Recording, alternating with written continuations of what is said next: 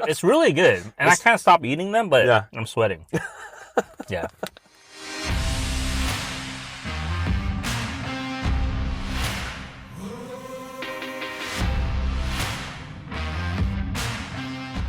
Hello, ladies and gentlemen, and welcome to the Live Your Mission Show, brought to you by Mission Meets, where our guests share their most actionable advice so that you can live a more mission-centered life. I am your host, Peter Alwood, and today we're joined by Michael Hsu. But before we get to that, here's what's happening over at Mission Meets headquarters. All right, I'm going to throw something out there. This is kind of half-baked, but I wanted to share it with you guys. We are considering building a super fan club. And what that means is that once you hit a certain status, once you hit a certain number of orders, we will ask if you want to join the club. And there's no cost to you. But what's great about it is we're going to be asking for your input on new products to release, new flavors, new features, etc., and new formats, all that good stuff. And even more so, when Nick is putting out test batches of some of the quirky stuff that he's working on, we will send some to you. And so you can try them, you can taste them, you can let us know which one you liked, which one you didn't like, and have some say in the next products that we roll out. So if that's interesting to you, if you think this half-baked idea is a good one, please shoot me an email, peter@missionmeets.co, and I'll be waiting for those responses. We think it's a fun idea. We'd love to have you guys incorporated into our ideation process and actually get to taste some of the crazy stuff that Nick puts out of the Meat Lab. And the Meat Lab, yeah, that's a real place. It's a real thing. So let me know. But until then, let's get back to the show. All right, now to our next guest, Michael Hsu, the founder of DeepSky, an outsourced CFO company and accounting service. And he discusses the mission behind his phrase that he's coined, which is measure and hack. This is our second episode of Carpool Live Your Mission, where we record the entire episode in his incredible vehicle. It's McLaren 600 LT Spider. It's a beautiful car, amazing vehicle. Unfortunately, the first half of the interview, the camera dies halfway through, and it doesn't save the stinking video. But we have all the audio, which is great, and then we get the video for the second half. So my mistake. It was like technical snafu day for me. Didn't sleep well that night, but boo-hoo, I'll get over it, right? So anyways, he shares his outlook on success and how that changed during a difficult time in his life, and I'll let you listen for that, and how he takes his methodology of measuring and hacking. So this is a guy who has, he's deep in the numbers. I mean, this is an outsourced CFO company, accounting service, and this is all they do, right? They're measuring things. And at some point in his life, he realizes that he can take the methodology that they're using to measure and hack these businesses that they're helping manage, helping support, and apply that to his entire life. And his whole thought process behind the me triangle and how business is just one input for a happy life. And really his thought process behind how you can be happy and rich, and you don't have to give up one to have the other. You can really have both, even though society tells you that you can chase money and try to accumulate wealth, but a lot of times that's a detriment of your life. And he disagrees. He thinks you can have both, but also the idea that it's not just being rich financially. There are other aspects of your life, like being rich in time, having rich in time freedom, etc., and your health and all those things. And so he shares all of those methodologies. And I think it's incredibly informative to listen to how he's transformed through his experience in entrepreneurship, through this business, how this one event in his life really informed how he would go about his life and how he would change the way that he was doing things. And so I enjoyed my episode with Michael. He was extremely generous with his time and coming down to meet me and to record in that vehicle. And it's just really fun. It's really fun to have that kind of intimate setting that's outside of video chat and that's outside of an office. Although I love both those things too. So it just changes up a little bit. So anyways, without any further ado, I bring to you my very data-driven, incredibly informative episode with my good friend, Michael Hsu.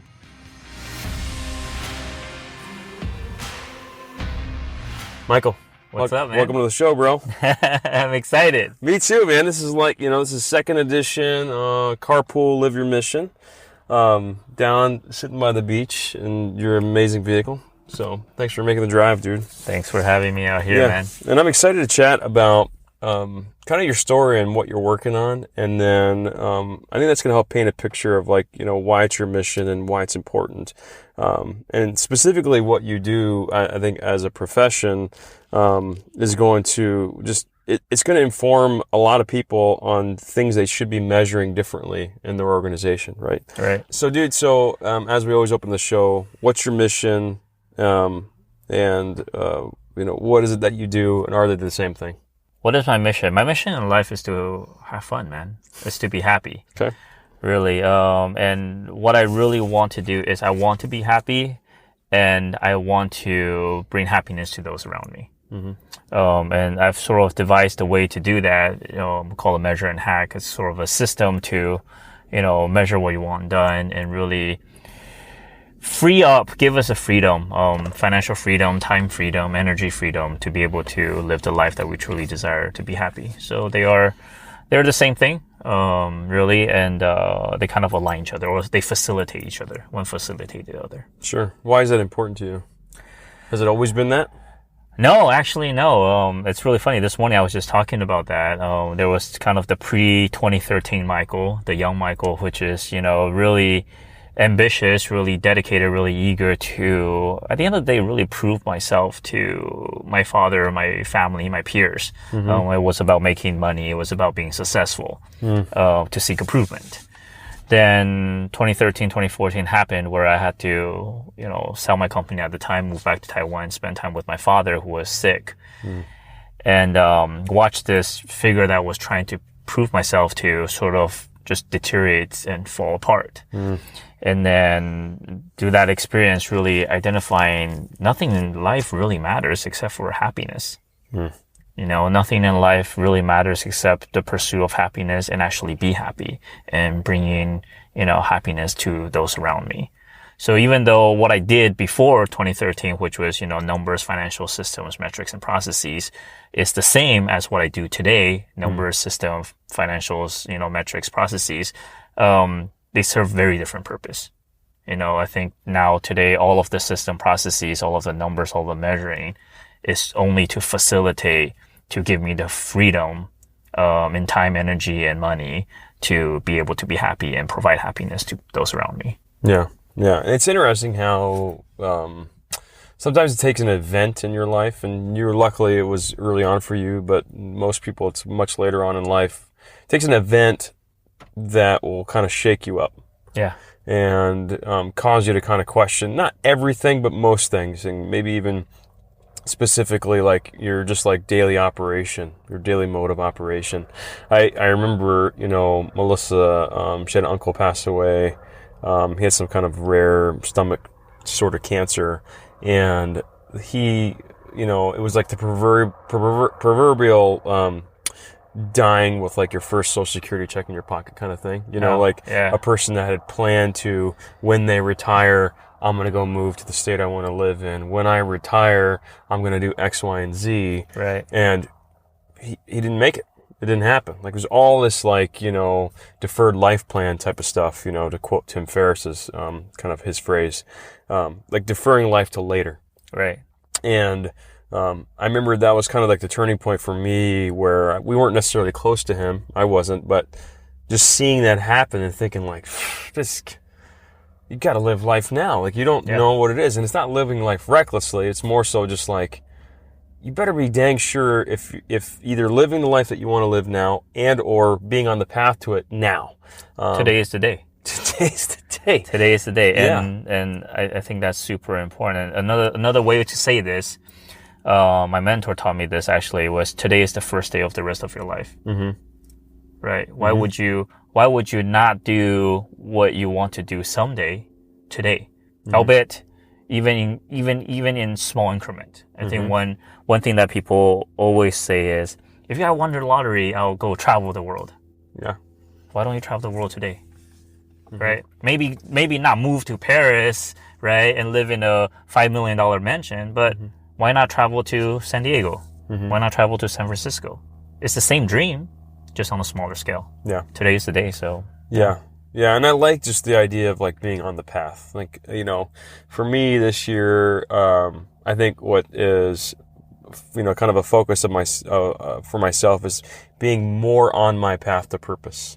And I may never arrive. Like, I may never like fully live out my purpose, but I do want to make sure that I'm on the path, or at least more on the path, right? So maybe I'm driving on the shoulder right now of my path, and I want to get like on the rumble strips. And then maybe I can get like my 2 right tires like in the right lane, and I can just kind of be, I want to be like veering onto the path to purpose, and not be out driving through the countryside or, in the bushes or something.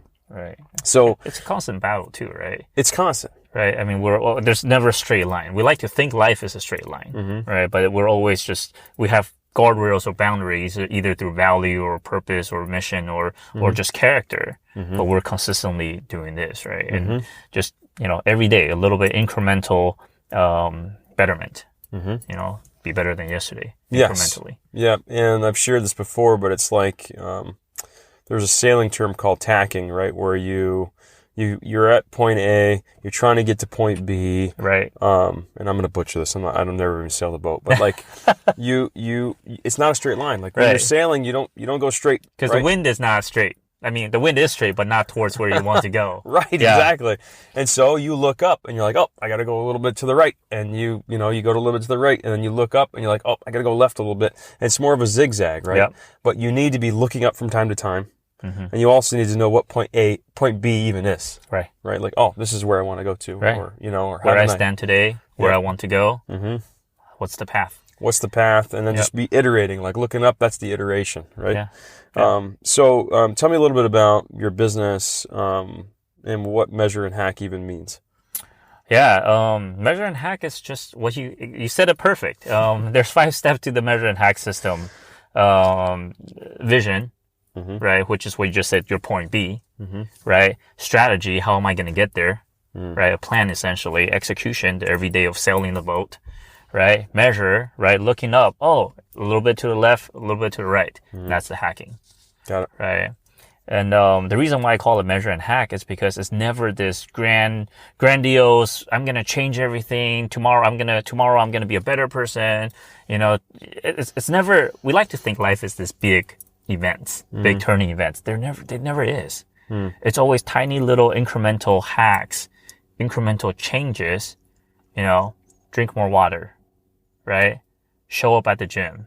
Or even one step before showing up at the gym, place your gym clothes next to your bed. These little tiny incremental hacks that help us with behavior change that leads to big results. Right? What's the saying? Everyone overestimate what they can do in a short period of time and underestimate what they can do in a long period of time. Yep. Right. Yeah, because that's not exciting. Right.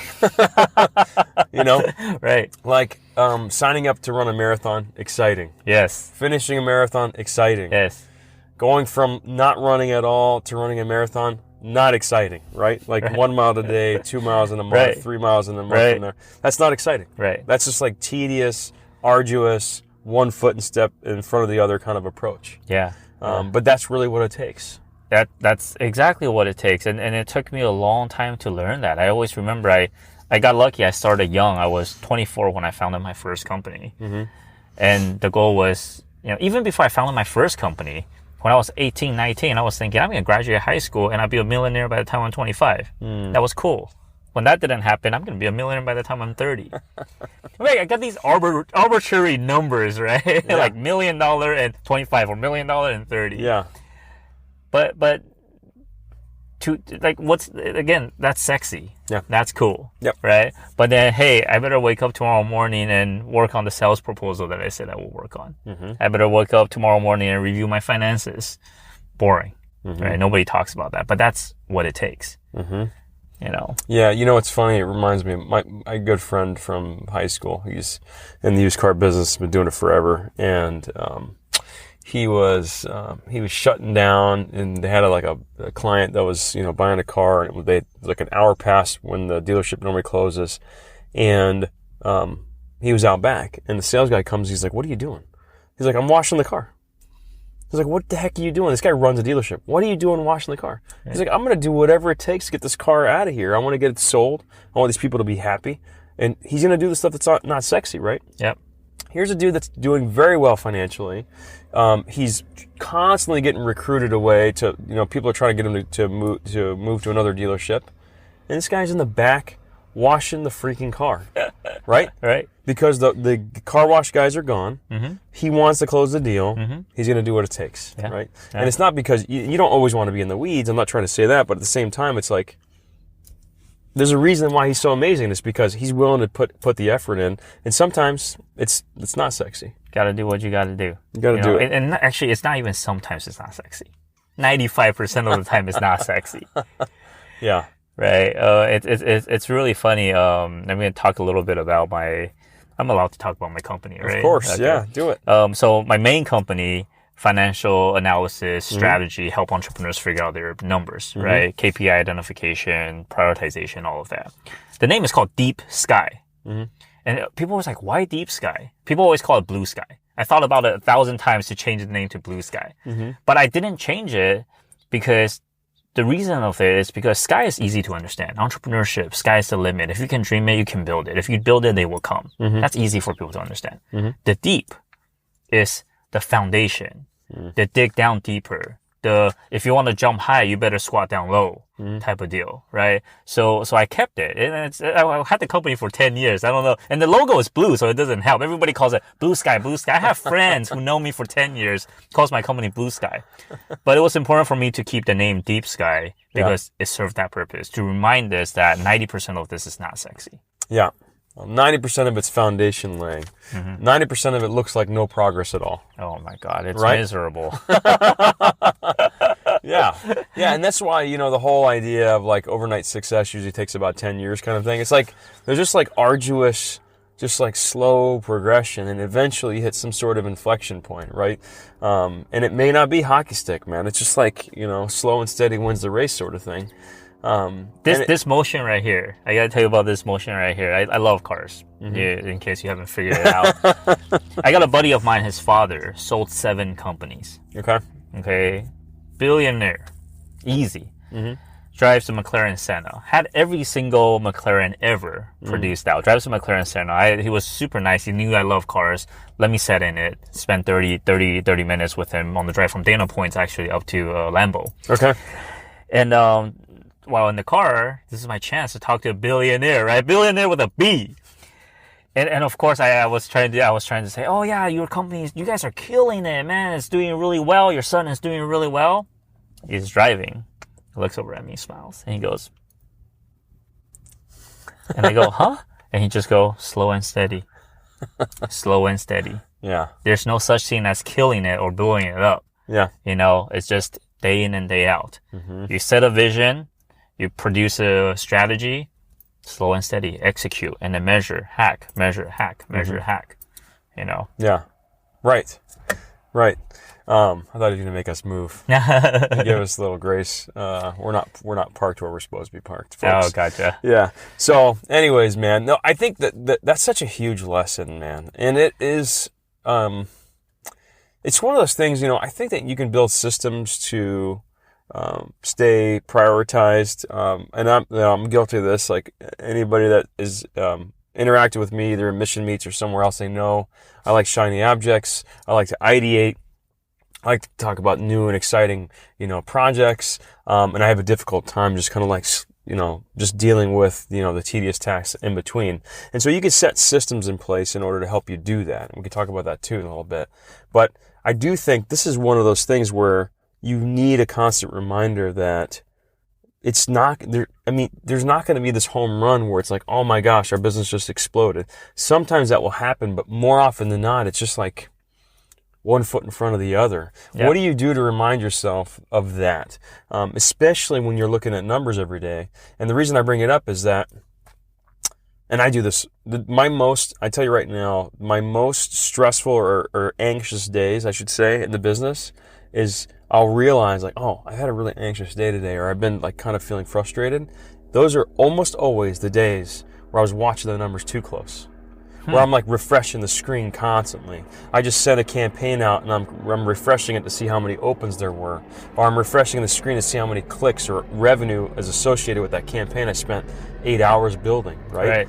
And instead, it's like, send the thing, just make sure there weren't any fires, get the heck away from your computer, man, because it's just going to stress you out. So like, how do you go deep in the numbers, but not too deep, if that's the right phrase? Or how do you pay attention and remind yourself to iterate, and that it's going to be a slow and steady kind of climb without being in the numbers too much? So two things that came to mind when you were talking about this. First thing is, on my 10-year goal sheet, on the right, it says schedules create freedom. Okay, something that is so rigid creates freedom. The second thing that came to mind when you say you're watching the numbers too closely, I think of rhythm. Same thing as schedules create freedom. So let's say people look at the numbers. They say you're looking at sales, or you're looking at profit, or you're looking at the number of leads, whatever it is. What is the rhythm that you look at them? Is it daily? Is it weekly? Is it monthly? And I always say this, don't look at a number unless you can do something about it. Actionable. And actionable. And look at it as often as you can do something about it. So for example, don't look at your P&L statement every single day. What can you possibly change that will impact your P&L on a day-to-day basis? At most, on a month-to-month basis. But most likely on a quarter-to-quarter basis. Right? Same thing. Bill payments, and we're getting pretty technical now in your business. Bill payments. Why are you looking at your bills every single day? Right? Most bills are due a month out. Pay your bills once a week. In another 6 days, you know you're going to come to the bill at next Tuesday at 1 a.m. Or 1 p.m. Right? So why worry about it? Why put yourself into that stress? I have clients all the time calling me, oh my God, this vendor is, breathing down my neck. They need the bills paid. And I'm like, why are you worried about that? You're the CEO. You need to be worried about your strategy. You need to be keeping your mind. Here's the thing. We all have not just limited time, but limited energy. 168 hours a week. And depending on your personality, your current state of health, different energy level. Why are you worrying about one vendor bothering you about one bill, right? Because in your system, somebody in your organization, even if it's you, are going to take care of it next Tuesday or next Wednesday. You know that's already a set rhythm, and they can wait. They can wait. So how do you get into numbers without getting into numbers? I think that's what it is. Look at your numbers on a set rhythm. If, like, for example, if today you're tight on cash, look at it daily. That's fine. But don't look at it every 5 minutes. There's nothing you can do in the next 5 minutes that's going to change your cash position. Right? But look at it at 9 a.m. every morning. At least you can tell your team, hey, we're short on cash. Let's collect on it. Right? So set that rhythm. I get it. And that's really, I like that, man. That's really, really good. And so what are some of the, outside of this, what are some of the common issues, like where you take a client on? Because we haven't even specifically said it, but you're outsourced CFO, essentially, right? For DeepSky, yes. And so what are some of the common mistakes you're seeing companies do when it comes to, that sort of activity in their business? Well, the rhythm is talked about for sure. Otherwise, just bad data. I love this line. My mentor says this. He goes, entrepreneurs, we're just not good at numbers, right? I love entrepreneurs. We're the solutions to the world's problem. And as good as we are at a lot of the things, we suck at numbers and systems and metrics. Totally true. Financial or operational, right? Right. Now, understand this. You either make bad decisions or you make decisions on bad data. And a lot of these clients that I see have bad data. I'll give you one example. Yesterday, I'm picking up this new client. When he came to me, he said, we're doing about $9 million, I think like 13% profit. When I dig into it and I look into his QuickBooks, they were doing about $8 million and about 11% profit, 10% profit, 4% difference. And I'm like, where did you get that expectation from? You're essentially thinking you have a super profitable company and operating as such when your numbers are incorrect. And then and it took me another 2 minutes to dig a little deeper. I go, do you pay yourself? And then they say, oh, no, we don't pay ourselves. It's just, it's a little bit of money because my tax CPA tells me I don't need to pay myself. So I say, well, what's the market rate? And I dug that out. And then it turns out they're not even making anywhere close to 10% if they dug out both owners' pay. Right? So now, instead of having let's call it a 15% net profit company, which you should be, let's sell more because every dollar we sell, we get 15 cents. Yeah. To, let's call it a 6% net profit, which is more like, before we sell more, let's figure out what we're doing here. It's two completely different strategy. Yeah. And off of something that I looked at, that took me, 3.5 minutes to figure out. Yeah. Right. So a lot of times that bad data. Bad data. Yeah. And right. And so in that example, instead of trying to grow revenue, they need to figure out why their profits are so low. Right. And dig into that because that's going to be easy cash to just scoop up. Yeah. Right? That's easy. And the thing is, the problem, it's, do you remember the TV show House? Yeah.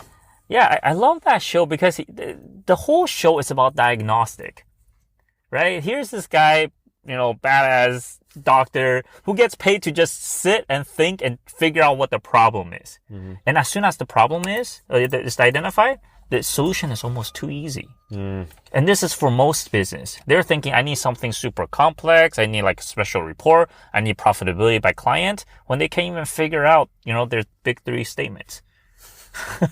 Right? I mean, they figure it out. They know it. They look at their P&L only because that's what everybody looks at. And their tax accountant don't know. They don't know business. They know tax. They don't know business. So they're always looking at the wrong thing. So again, it's never this, go back to the whole idea of like measure and hack. It's never this big grand, that's a big change. No, it's never about that. It's always micro changes that yield big impact. But you can't make the micro changes until you know what you're measuring for, right? Exactly. And that's kind of, I think, that's what you're getting at. That's so interesting, man. But why are founders so bad at the numbers? And the reason I ask this question is because I think that one, it's just like, it's your skill set. It's just not part of your skill set. Yeah. But I think the other thing is, I'm willing to bet that they're not necessarily just bad at numbers. It's that they don't want to know. Because I found that in my case, in my past, it's like, man, if I dig deep, I might find out that what I'm doing sucks. Right. And so if I just ignore it, then I never need to know. Right. Yeah, absolutely. I mean, there's two sides. One is just our characteristic. Yeah. We like cool, sexy things. We're builders. We're visionaries. I mean, accounting is boring. I mean, the joke is, so and so from accounting, right? That's almost like a negative connotation right away.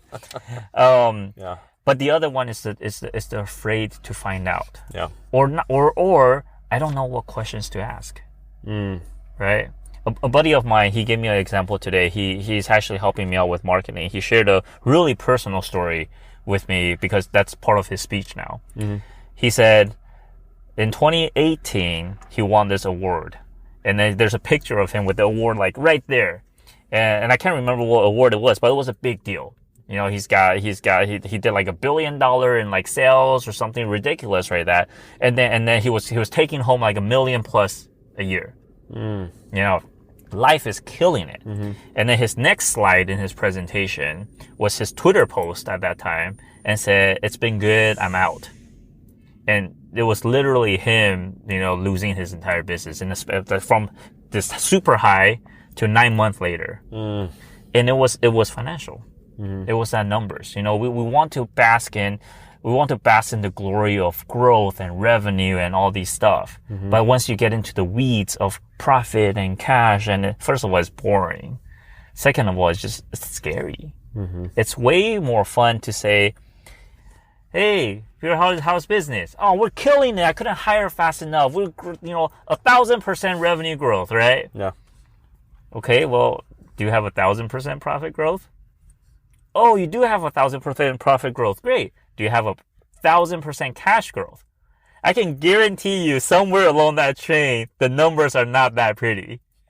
You know? Right. Right. Yeah. The entrepreneur's dilemma, the mystery of entrepreneurship is, oh, we just showed, $500,000 in profit. My bank account shows $10,000. Right.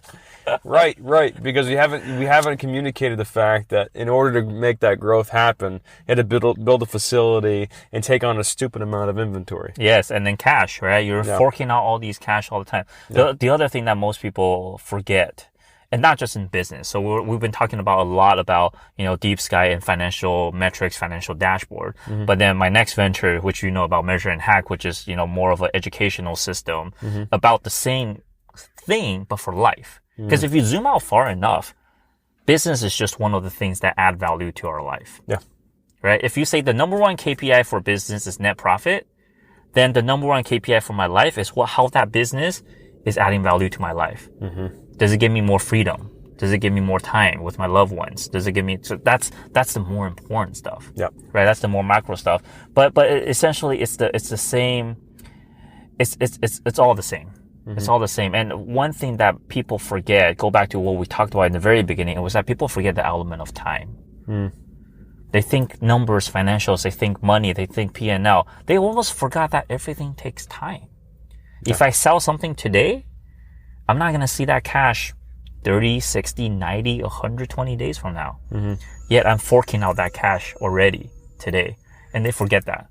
Yeah. And no one in school taught us that. Right? None of our CPAs is talking to us about that because they don't know that. Yeah. Right? And the element of time, I think, again, it goes back to what we were talking about in the beginning, that today is the day and that everything takes time. And if you factor that in, it makes the whole financial picture or the financial system or the financial dashboard or any metrics dashboard for that matter to make a lot more sense. And it will also help you understand that whole patience thing. Right? Micro hustles, macro patience. That's the Gary Vee thing. I like that. Right? Micro hustle, macro patience. Right? If tomorrow I'm going to make incremental change, let's switch gears a little bit and stop talking about money and start talking about health. Right? If I'm drinking more water and I'm showing up at the gym, right? I'm not going to keep stepping on that scale every single day because guess what? I'm not going to drop 5 pounds just because I went to the gym this morning. Right? And understanding, hey, this is going to take time. So the element of time is super important, I think. Yeah, if we zoom out, like you said, and talk about that, it's interesting because I think that you talk about metrics and how it applies to life, and it's like the business is just one component. Yep. And it's a net profit, right? So it's like a return on capital or however you want to look at it. But the other return that you've got to focus on, which is what you're harping on here, I think, is like this return on your resources, the return on your time investment. Yep. Because you can have a business that's got an insane net profit, that's kind of crazy, just kind of, margin or return on capital, but it's sucking the life out of you. Yep. It's taking all your time. Always. Right? Always. How many EOers, YPOers we know that are miserable? Yeah. That are millionaires multiple times over who are miserable. Right? And our society, actually, it's really bad. Our society teaches that. Like, we have sayings like, oh, I'd rather be happy than rich. What? No, that. I'd rather be happy and rich. Right? Yeah. And it's almost like our society makes us choose. Yeah. For no reason. Well, because the precedence that's been set is that you can't have both. You can have both. Right. That's my argument. Right. Yeah. Right. The precedence is like, oh, every rich person you know is miserable or asshole. Right. Or divorced like 15 times, or insanely overweight, or they don't have any free time, or you've got that person that has like 2 vacation houses that have like live-in staff, and they're essentially working to have the live-in staff live in these nice houses that they can't see because they're working too hard to pay for them, right? Like those types of things are real, you know? And so like it's been reinforced by people's behavior. Yeah. But it's once again probably because we're not measuring the right things, right? Yes.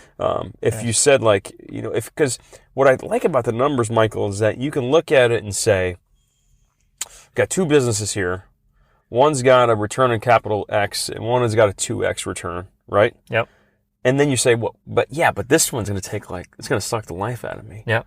I'd rather take this one. Yep. And then take all that free time and either enjoy it Yep. or have another business that could return Yep. X, but not suck the life out of me. Absolutely. Right? And then you can kind of multiply those things because you're measuring all the right things instead of it all just siloed in net profit or, siloed in a return on net capital. profit is one metric, right? So I have this thing that I call the me triangle. Okay. And the me triangle is made up of three edges. It starts with personal, which breaks down further into mind, body, and spirit. Okay. And then there's relationship. Okay. And relationship are spouse, family, and friends. Okay. And then finally, there's the business side of it. Then business is more operation like sales and marketing, production, and financials. Okay. And there are metrics, and all three of them makes up who I am. Okay. Okay. And I'm consistent. And then I also know that there's three resources in life. There's time. We're all born 1 in 400 trillion chance of being born. We already won, right? And this is where I get geek out about numbers. 22,000 days left to live after you graduated college. That is a key metric right there. That's a KPI right there. I don't know if I share with you my life calendar. I have a life calendar. It's got 88 rows, which is, like 8 more years than the average American male living standard. I want to live until 88. 52 columns. Every Sunday, I cross one box out. The first time I did it, I crossed out about a third of the page and I started crying. I was terrified. Right? That's a pretty important KPI. Yeah. Right? Family and friends, right? How, what are the KPIs that are in there?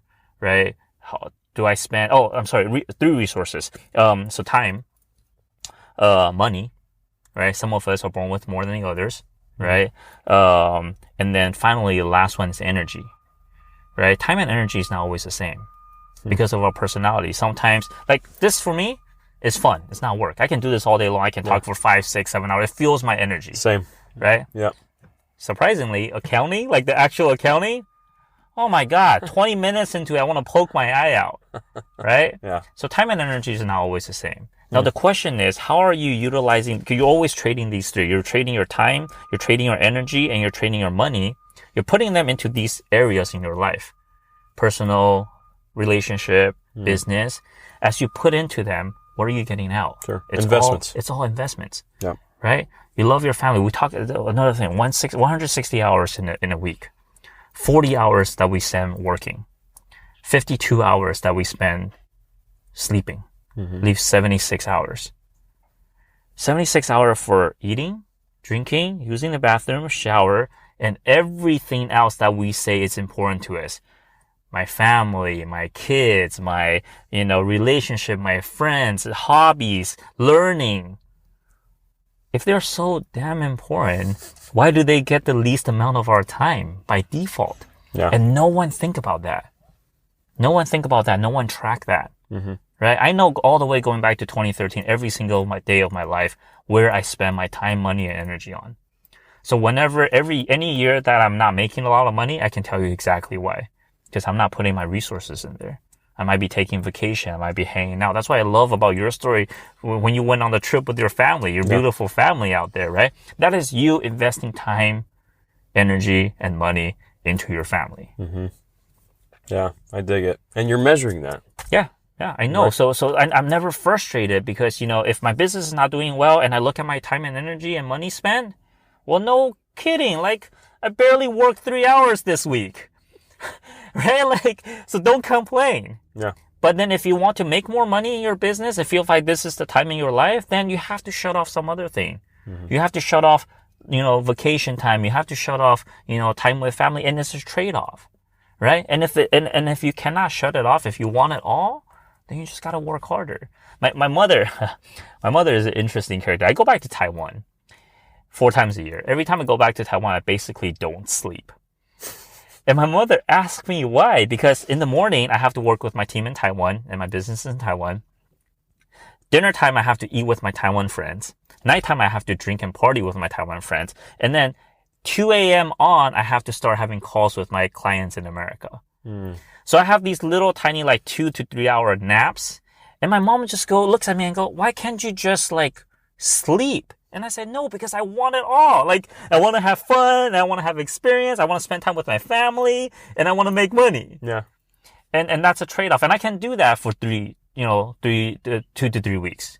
But then right after that, I know I come back to America and I rest because I can't. That's not sustainable for me. Sure. But that again, that's part of my design. Right. You're doing it intentionally, though. I'm doing it intentionally. Yeah. Right. Yeah. And I think that the danger is when you're not measuring, life just happens. Right. Oh my God. Yes. Right. It gets away. It's all going to creep in. Yeah. And then you talk about your life calendar, and it's like year passes, 2 years pass, 5 years pass. You haven't made any progress. You found yourself slowly slipping into a life that you didn't intend to live. Yes. And it just kind of happens to you. And that to me is like one of the most frustrating phrases. It's like, oh, life happens, and it's like, no, it doesn't.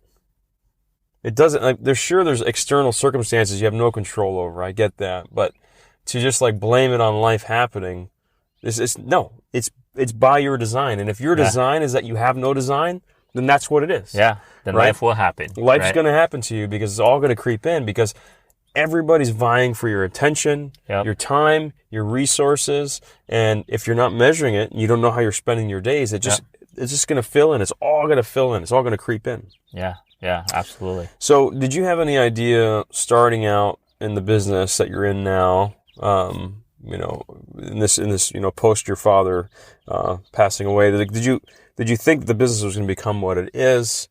What surprised you? What surprised me was I went into accounting. I hated accounting. Absolutely hated it. I remember the day I got my CPA license, my mom was actually visiting and from Taiwan, and I was like, look, Ma, I'm quitting tomorrow. What surprised me was my skill that I picked up in the 2 degrees in accounting and then the CPA license and then working at a firm planted the seed to allow me to build this structure and this system, processes, infrastructure, numbers, and KPIs for my entire life. I didn't realize how relevant it was. When I started my business, this was literally what I thought. I said, I'm going to spend 2 years of my time, make money, then I'm getting into a real business.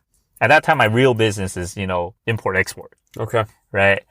And then, but instead of that, I kept building it. It went from just a bookkeeping firm to an accounting firm to a controller firm to an outsourcing firm to outsource CF firm, right? To analysis metrics firm to now, the IP that we created in the last 10 years being able to born out, Measure and Hack, which is, essentially educational platform that teaches people about living life, using numbers, metrics, systems, and processes to create the freedom, the ability to live the life that they truly desire.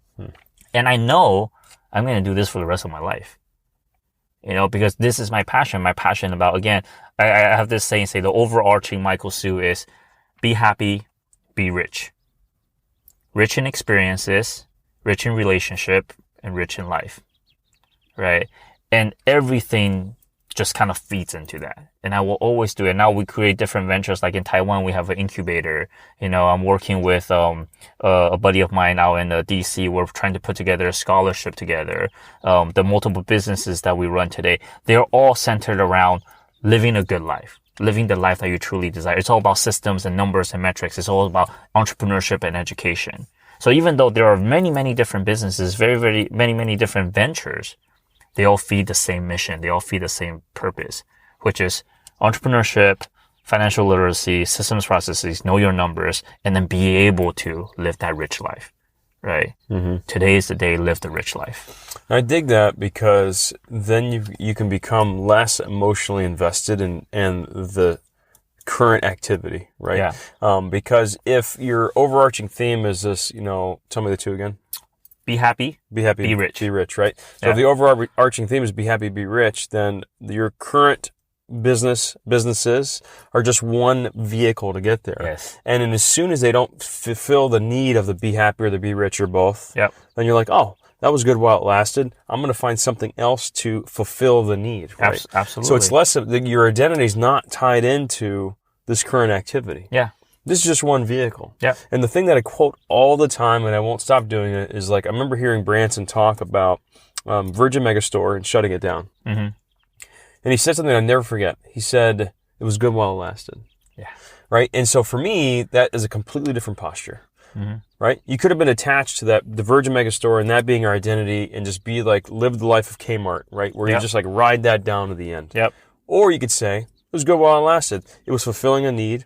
The need's not there anymore. And this is not helping me achieve the ultimate goal, be happy, be rich. Yep. Right? If that's his or not, I don't know. But Yep. I suspect that he's got some sort of similar kind of mantra. Yep. Then that's it. It's done. And we're doing something different. Yeah. And you can think less emotionally less emotionally attached to it. Yeah. You know? And I think that is like a major sticking point for most founders because their identity is typically tied into like, I'm the meat stick guy. Yeah. Right? Or I'm the XYZ or you're DeepSky. Yeah. Like Michael's I'm the DeepSky. CFO. Right? Right? Yeah. And it's like, no, you're not. Yeah. You're you Yep. with this ultimate goal. And this is fulfilling the need now. And then at some point, if it didn't fulfill the need for you anymore, Yep. you'd be like, okay, well, this is done. Doing something different. I mean, they're going to sell it or shut it down. I'm doing something different. Yeah. Right? And that's just so liberating, man. Freedom. It's At the end of the day, it's freedom. We create these rules and we bother, and especially every founder, right? It's almost like, oh man, let's say if today DeepSky failed, it's almost like I lost a piece of me. It's Right. almost like, oh man, like, oh wow, Michael, like he ran the company to the ground, right? But why is that? yeah. Right? Or people who have a company that like go back to, like you said, make them a lot of money. One of my other mentor out in Jersey, he was miserable when I met him. I wanted to be just like him, and he was miserable. He hated his company, but it made him a lot of money. Right? But we held on to that because that was our identity. Yeah. Right? And that's a struggle of so many entrepreneurs, myself included, even knowing all these, right? There's a reason why I have a system process because I keep having to remind myself, using the system, using the rhythm to remind myself, hey, like, you know this, like, you got this, right? Yeah. Because we're so emotional and we're taught like that to survive, to hold on, Yeah. right? And what was I saying? Like, we hate losing things that are important to us. You know, even if it's bad, like, why do people stay in terrible relationship? We hate losing stuff that are important to us, even if it's terrible. Same thing with hate losing businesses to us, even though if it's terrible, in a sense that they don't make a profit, or they make enough ego for us, right? Either they make enough profit or they make enough ego for us, and we get stuck in this loop. Right? But how many times have we seen these, events that shock people about, death in the family or death of someone close to it, and then say, or the whole saying like, oh yeah, no one on their deathbed say, I wish I worked more, or I wish I have that car or watch or whatever. But then what are we going to do about it? Yeah. Today is the first day of the rest of your life. Take a look at your 168 hours and see where you put your time. Look, actually, this is a fun exercise. Take out a piece of paper and write down what's important to you, what's most important to you. And then take out your calendar and then see where you spend your time on. Yeah. I'm willing to bet that they're not quite aligned. Right? Yeah. And then we use the excuse of, oh, I'm sorry, I'm not rich. Oh, I'm sorry, like, oh, I got responsibility. Oh, I'm sorry. And they're all, at the end of the day, they're all excuses. At the end of the day, they're all excuses because you choose. Time is a matter of priority. Money is a matter of priority. Energy is a matter of priority. You choose how and when and where to spend it. Yeah. Right? Yeah. And if you don't make things a priority, they won't be. And it's going to choose it for you. Yeah. Like, life's going to choose it for you. Yeah. That same exercise we did at a conference, and Melissa and I were at, and they had you write out the list, your top 5, right? You can only pick 5. And then they had folks audit their calendar. Like, just scroll back on your Google Calendar if that's what you're using or whatever your calendar is. And just like see, like, is there a disparity there? Yeah. This lady 2 tables over started crying. And he called her out. He's like, what's going on over there? She's like, this is completely upside down. Yeah. Right?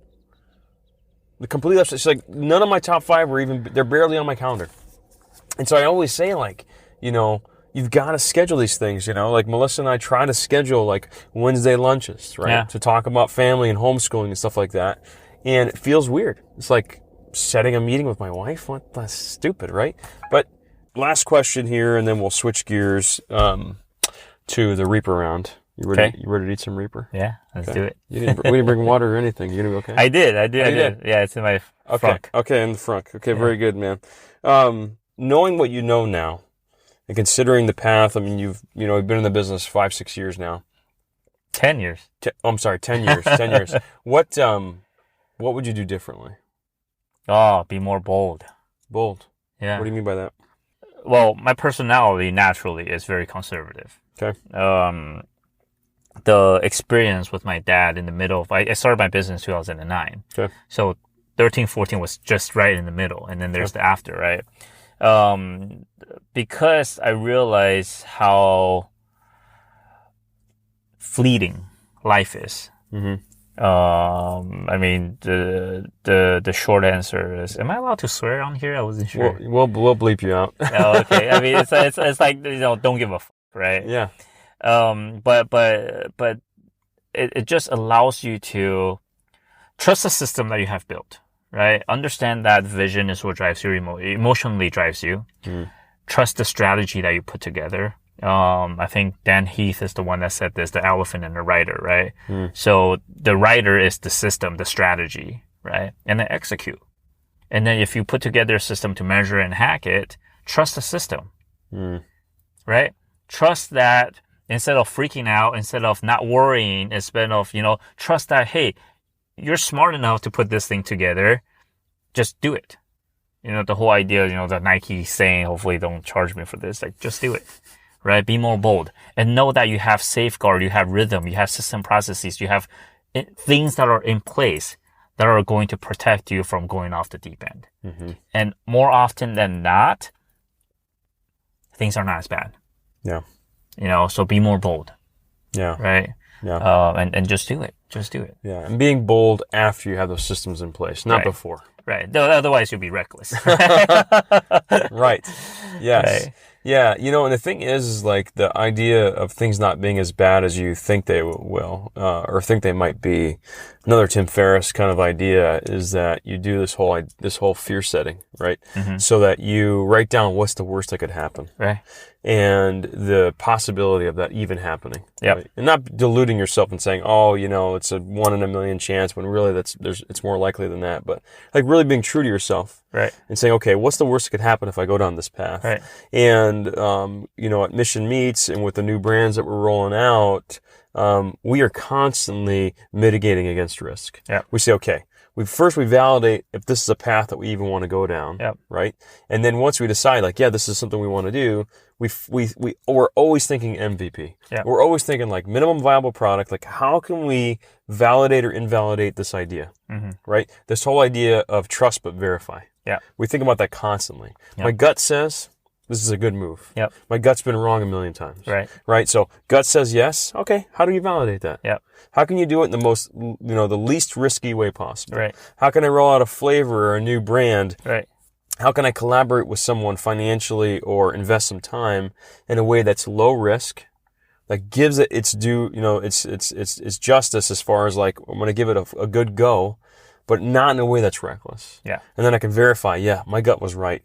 Yeah. This is the way, this is the path to go. Yeah. And for me, always thinking about time, I want to do it as quickly as possible. Yeah. Always. Right? I don't want to spend 100 hours to validate it. Yep. I want to spend maybe 10. Yep. If it's possible. Yep. And then I can say, yep, there's something here. I'm going to invest another 100 because there's something here. Or I can say, oh, little bit of money, little bit of time, didn't work, scratched it off the list. I'm going to keep going because you kind of usually got to get through 9 losers to find a winner. Right. Right. And for me, it's like, I don't care about the losers. Mm-hmm. I care if I spent a stupid amount of time and money on them. Right. Get me through those now. Yeah. So I can find the winner. And focus on the bright spot, really. Yeah. Right? Focus on that winner and build on top of it. One more, right? Mm-hmm. And I love what you said about like do the check. Stop losses, what we call, right? Yeah. Are you okay with it? Mm-hmm. If everything goes wrong, this is what you're going to lose. Are you okay with it? And if you're okay with it, then be bold. Mm-hmm. Yeah. So another example of that, and then we'll move to the Reaper round. My son started a business. He's 10. Oh, nice. Right. So, I love this.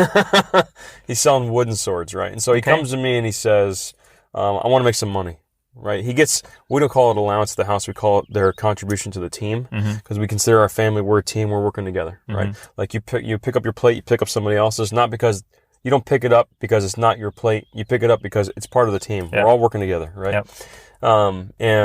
But he's like, it's not enough money for me, right? We get the kids get very little.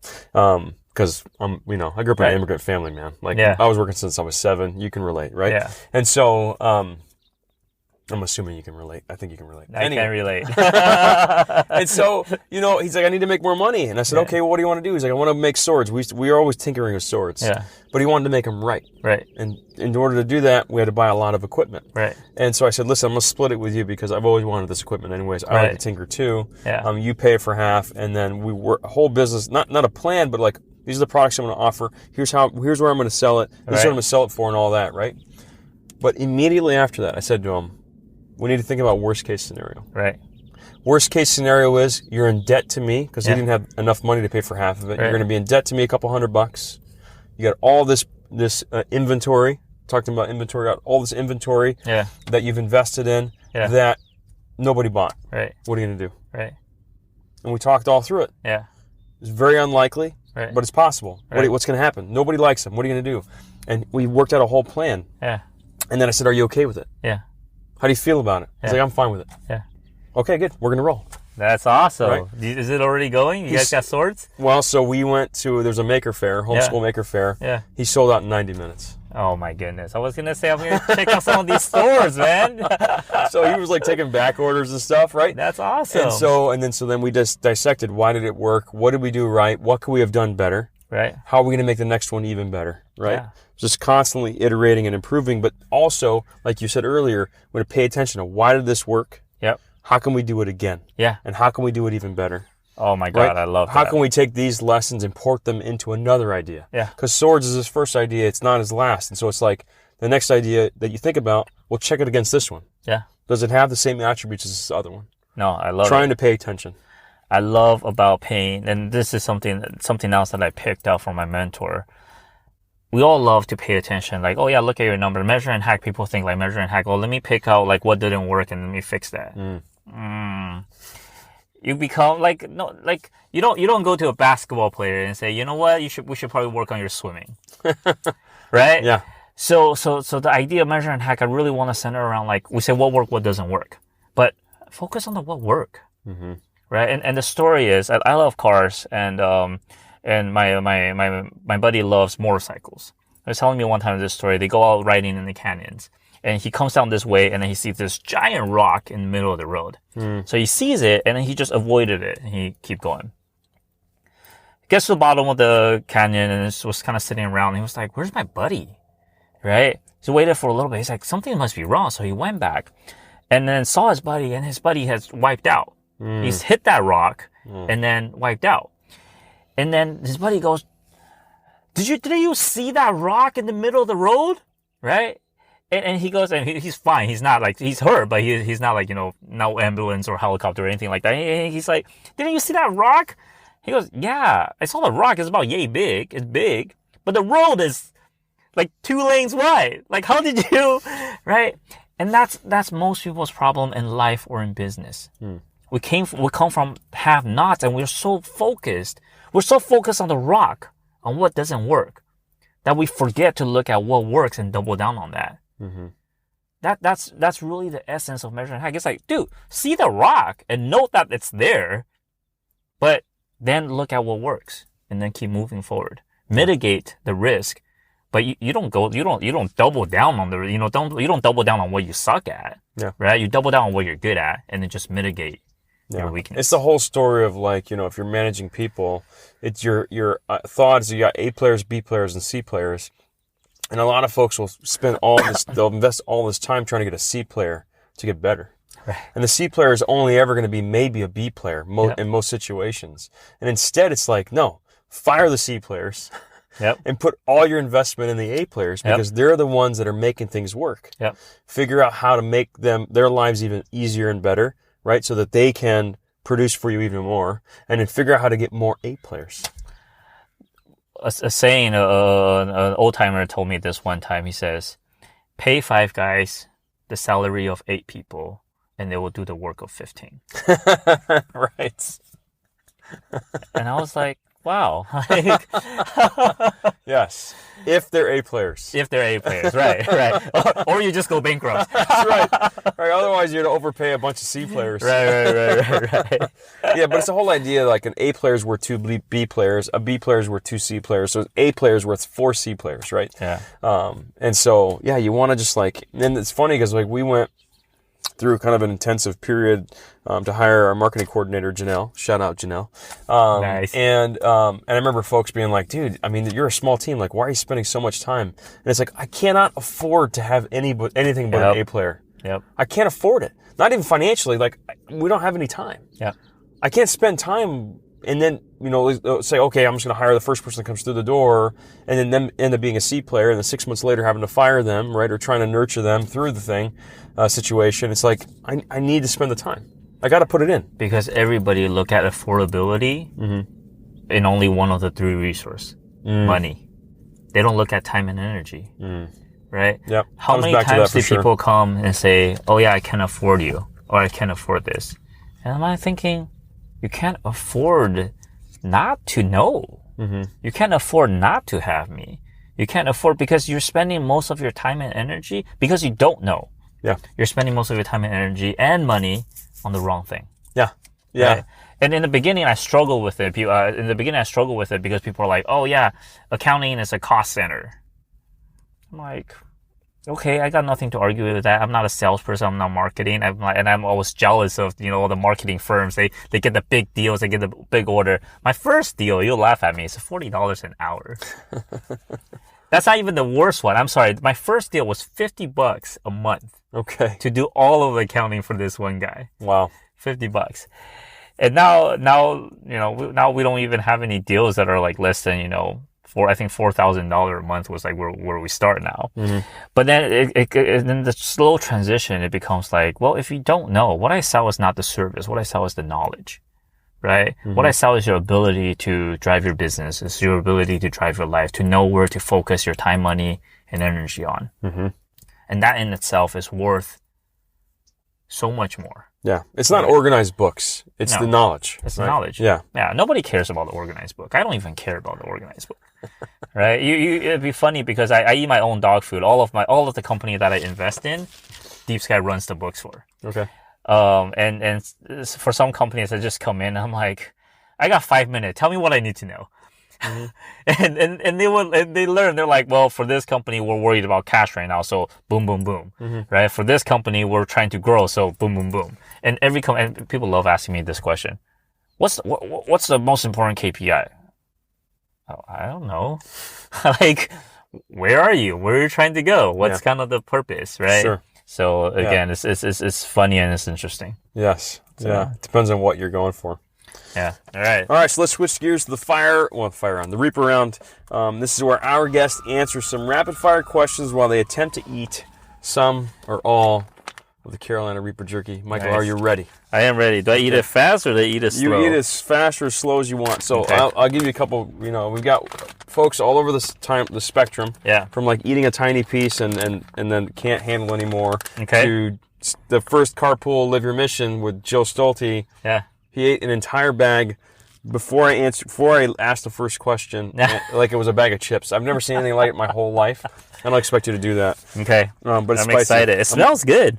It smells good. It tastes good. I always say that on every Yeah. show. It's not just hot to be hot. Yeah. It's pretty hot. So I'll let you eat that. I'm going to get started. Do it. Okay. All right. Just don't touch your face. Mm. Probably don't want to touch your steering wheel or anything else. All right, man. So, number one, favorite book. And this could be something you've read in the last year or a classic for you. It doesn't have to be business related. It just holy shit. It's hot. Fuck. I Can't think. can't think. First come to my biology. It's called BUY. Biology. B-U-Y? Yeah. Oh, biology. Biology. Yeah. Okay. Okay. What? Yeah. Why? It changed the way I think about sales. Okay. I think starting out, every entrepreneur is a salesperson, has to be a salesperson. Yes. always hated it because I thought it's going to be like, we would associate sales to sleazy salesmen. Yes. That fundamentally changed the way I think about how our brain process buying decisions. Okay. So great book. Okay. I love that, man. I've never heard of that one. Yeah. Any quotes you live your life by? Today is the day. Today's the day. Okay. Biggest business blunder. Oh my God. Biggest business. I don't have any. No. Oh yeah. Investment blender. I got cocky. Okay. In 2017, I was making a ton of money, and I thought I could save the world. So I started throwing money at every business that I can think of. I was ready to be a serial entrepreneur. I was ready to have 10 businesses, and I wasted a lot of money. Yeah. Yeah. So don't be cocky. Be humble. I think that is a common issue with founders. You feel like you've got the Midas touch, and so a good friend of mine, Sean. They had one business that had really kind of found the sweet spot in their industry, and they had a system, right? And this guy's, he's constantly measuring. Shout out to Sean. And they thought that they could just apply this methodology to any business, right? Any industry, didn't matter. And so they started buying companies and rolling them up. They thought they were going to have these economies of scale and all that, and realized that there were nuances for every industry that they didn't understand. And that it just didn't pour it over. And instead, I think, and maybe in your experience or his, it would have been like, okay, let's do one. Yep. Let's test one. Yep. Let's have it be kind of in a complementary category, if not the same category. Yep. Let's see if we can do it again. Yep. And you can find out if you can't, versus just like, That's exactly what happened. I actually did one, and then two, and then I was like, this is easy. And then I did 3 in 1 month. Yeah. And then another 3, and then I was like, okay, maybe I'm not as badass as I think I am. Yeah. Okay. All right. Best under $100 purchase that's impacted your life. Could be something recent. That is so hard. How much is this? This is impacting I'm sweating. It's $9. This is impacting my life right now. Jesus. It's really good. And I kind of stopped eating them, but I'm sweating. Yeah. I didn't buy this, but that's the first thing that I can think of. I know. Shout out to Yang Le Du. This is what I drink when I'm a kid. Okay. It's yogurt drinks. Yeah. I'm going to have to power through them pretty quickly here. I love it, man. So, in the last 5 years, what belief, behavior, or habit has impacted your life most recently? Something maybe we haven't talked about. Or to ask it a different way, what have you changed your mind about? Something that you thought was false and is now true, or vice versa. In the last few years? Yeah, in the last 5 years. I thought I don't give a about what people think. I was wrong. I do. You do. Especially those who I care about. I care very much about what my loved ones think about me. And that goes in line with what I'm trying to do, which is be happy, not just for myself, but also create happiness for people around me. So if it's easy for me to say, hey, you know what, this is who I am who I am, and I don't care what you think. But I find that that's not for everybody. And when things negatively impact the people that I love, it negatively impacts me. Yeah. So that's a lesson that I'm trying to work through right now. That's a great one, man. I think that, and I very much subscribe in, like, I just don't care what people think. But it's everybody. It's well, I shouldn't say everybody. It's all the other people, right? It's like I don't care about what society thinks about my lifestyle. Or that stuff not important to me, right? But yeah, loved ones for sure, family, close friends, colleagues that I respect their opinion. I very much care. But it's just like and this is probably just a personality thing. I think some people have it easier than others, and in this category. But it's like, man, if you feel like, oh man, Peter, I thought he was successful, but he drives a crappy car. Don't care. Like, doesn't matter. Not important to me. Like, or vice versa. Michael, man, he must be really doing something sleazy or something like that. He's driving this car. Right. Don't care. Right. Like, right? Because you're gonna do what you feel like is best for your family, best for you personally, and the perception is, I'm sorry. Like, you know what I'm saying? Yeah. I'm gonna add to that. Can I add to that? Yeah. This is something else I just figured out literally 2 days ago. You are sweating. Look at this, dude. It's hot. Yeah. Disagreement and judgment. Because this was my fear. My thinking was, well, if you don't if you don't like me, or if you judge me, I'm just gonna cut you off. But growing up, as we're learning, we know we don't want to be one-sided. We don't want to be our echo chamber where we just hang around with people that are just like us. But at the same time, how do you balance that with fleeting time and, not putting up with bullshit? Then I learned there's a difference between disagreement. You might disagree with my lifestyle. You might disagree with my choice. But we have that trust and respect where we agree to disagree. Correct. And then there's judgment, where you judge me for the car I drive, the house I live in, for the choices that I have. So that is something that I just learned literally 2 days ago. Yeah. No, I love that, man. There's a huge difference between those two things, right? And the thing is, it's funny because I think that is critically important in business, especially if you have partners, especially with your employees, because, and we've talked about this since the beginning of the business, Nick and I, there's no egos here. I don't need to be right. Right. I need what's right for the business. And if that requires for me to be wrong about this idea, no problem. Yeah. And what that allows is then it's not a judgmental thing. Right. It's like, I disagree with your opinion on this idea or the way that we're pursuing this. Let's talk through it and let's come to a mutual agreement on what the best path forward is. But it's not with judgment. It's not with ego or any of that stuff. It's just like, hey, we're going to have a conversation. Yeah. Because we disagree on the best path forward. Nick and I just had a conversation like that today about a new product that we want to offer. And we weren't really sure how to go about it. Yeah. And he disagreed with my approach. And so we had to talk through it. And we came to an even better process, right? But we wouldn't have been able to have that if each one of us was judging the other. Like, oh, you're stupid. How could you think about it that way, right? Yep. And you got to drop guard, got to drop ego, because it's not about ego. Yep. No judgment. Yep. I just don't agree with this idea. Let's talk through it. Yeah. Yeah. And that's built upon, trust and respect. A really strong right. foundation, really. Yes. Yes, absolutely, man. Yeah. Okay, a couple final questions, man, and we'll wrap up here. What's next for you? Measure and hack. Yeah. Yeah. I want to... You're killing the jerky, by the way. You're doing a good job. I'm trying to finish this before the thing up, and yeah. You're doing well. Yeah, I'm also sweating the pool out here. Jesus.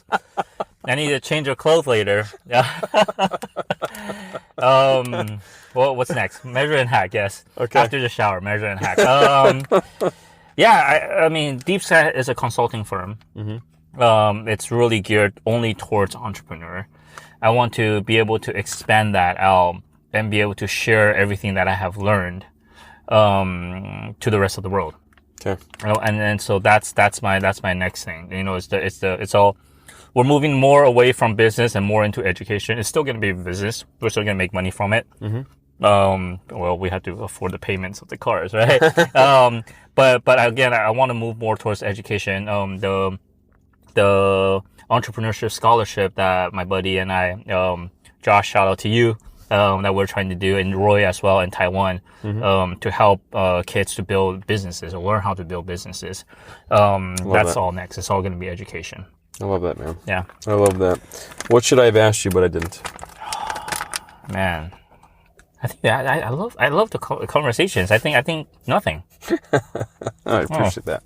I'll take that as a plus, man. Yeah. Final question: your favorite Mission Meats flavor? Carolina Reaper. This is good. Look at this. I'm almost done. You did really well. That's impressive. Yeah, I've eaten an entire bag of that and almost died. So that shout out to you. I wish you should have told me that. Hey, listen, I'm a sales guy at heart, and so that's not a good sales pitch, right? That is okay. true. You want to do an interview with me? I eat this bag and I almost died from it. Yeah. All right, bro. Well, dude, thanks for the show. Or thanks for being on the show. Thanks for making the effort down. The conversation's been amazing. If somebody wants to keep tabs on what you're working on, what's the best way? Instagram. Okay. So Instagram at DeepSky, DEEPSKY.co, or at measure.x.hack. Okay. Awesome. All right, brother. It's been a pleasure. Thank you. Thanks, man. Take it easy. Good times. Thanks so much for tuning in. It means so much to me and the entire Mission Meets team. Now, I know every show you watch asks you to do something, right? Asks you to subscribe, leave a review, share the show, all the stuff, right? But it's because it's the best way for us to grow our show. So, what do you say? If you know someone that would really appreciate listening to this episode, hearing the actionable advice, share it with them, will you? Shoot them the link, iTunes, YouTube, however you're watching this thing. Tag them in the comments. Share the show with someone. Okay, it'll help them. It'll help us. It'll be great. Okay, we're putting this content out so that viewers and listeners like you have gotten some benefit out of it, right? And so if there's something else that you want to hear about, either about from a person or a topic, shoot me an email, peter@missionmeets.co. That's peter@missionmeets.co. And I'll read those emails and see if I can get that person on the show or an expert in that topic that you want to hear about so desperately, right? Last thing, you watch this guest try or not try to eat the Reaper. If you want to try to eat the Reaper, right? We've got a challenge going on social media right now, specifically on Instagram, but you can do it on Facebook too. Record yourself eating that bag, tag it with Mission Reaper. Tag us also, right?